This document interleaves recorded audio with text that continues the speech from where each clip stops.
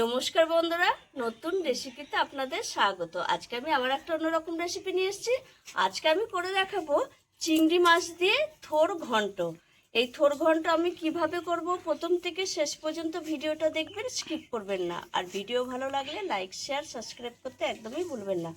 প্রথমে আমি থোরটা কেটে নেব, দিয়ে তারপরে দেখাবো কি কি উপকরণ নিয়েছি। আগে থোরটাকে একটু এইভাবে কাটবো, ছাড়িয়ে নেব।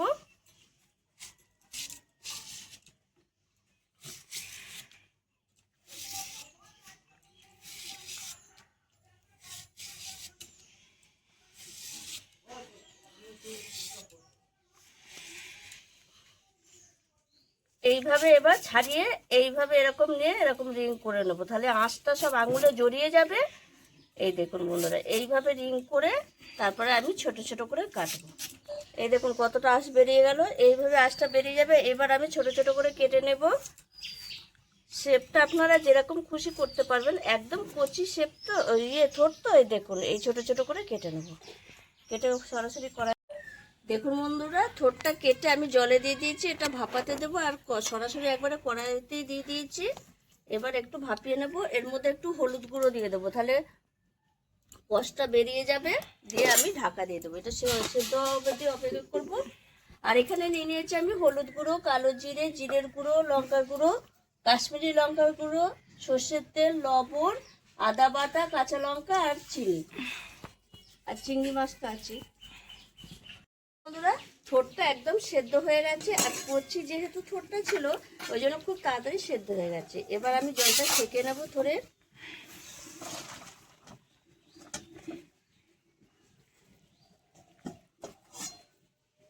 এবার কড়াইটা গরম হওয়া অবধি অপেক্ষা করব। কড়াইয়ে তেল দিয়ে দিয়েছি, সর্ষের তেল। এবার আমি ফোড়নে দিয়ে দেবো কালো জিরে।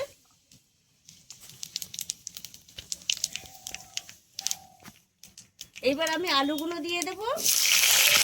আলুর সঙ্গে একবারে সরাসরি চিংড়ি মাছ দিয়ে দেবো, তাতে কিন্তু ভাজাও হয়ে যাবে আর খেতেও সুন্দর একটা গন্ধ আসবে, ফ্লেভার আসবে। এবার আমি এর মধ্যে দিয়ে দেবো স্বাদ মতো লবণ,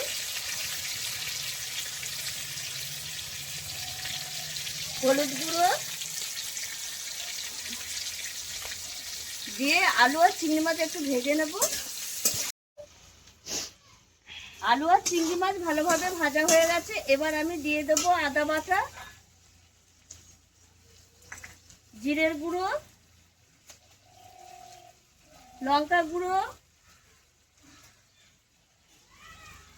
কাঁচা লঙ্কা দুটো দেব। একটু শুকনো শুকনো হয়ে গেছে। এবার আমি দিয়ে দেবো টমেটো সস। আপনাদের কাছে টমেটো থাকলে দেবেন, আমার কাছে টমেটো যেহেতু নেই, সসটাই ব্যবহার করলাম।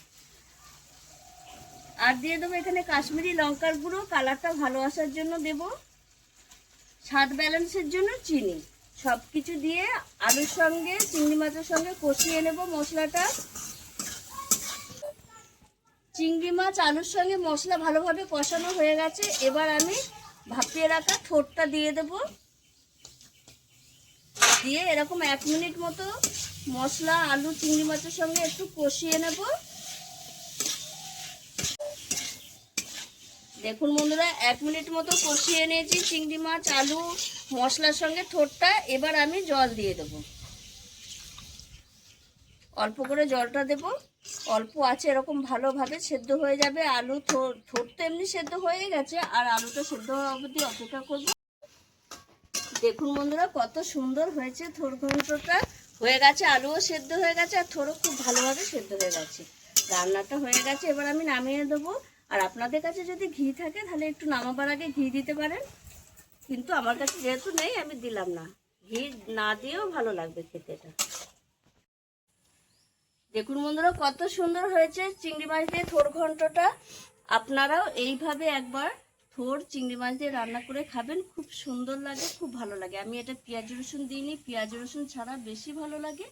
আর আমার এই রেসিপিটা যদি আপনাদের ভালো লেগে থাকে তাহলে লাইক করবেন, শেয়ার করবেন, সাবস্ক্রাইব করবেন। আবার দেখাবে আগামী ভিডিও।